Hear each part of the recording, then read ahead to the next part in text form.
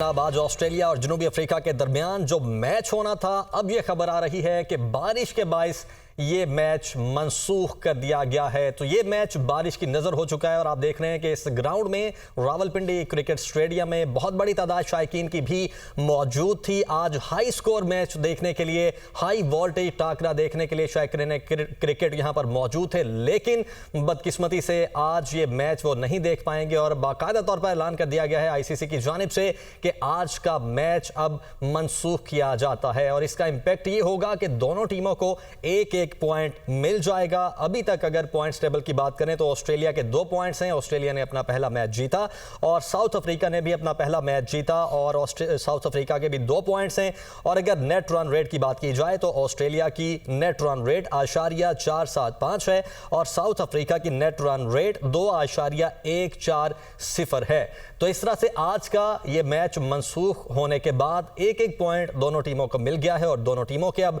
3-3 point हो चुके हैं और ग्रुप मरहले में, ग्रुप स्टेज पर एक एक मैच इन दोनों टीमों का बाकी है। 28 तारीख को ऑस्ट्रेलिया का अफगानिस्तान के साथ मैच होगा और 29 तारीख को इंग्लैंड का साउथ अफ्रीका के साथ मैच होगा और फिर ये दोनों मैचेस फैसला करेंगे इस बात का कि कौन सी टीम सेमीफाइनलिस्ट होगी।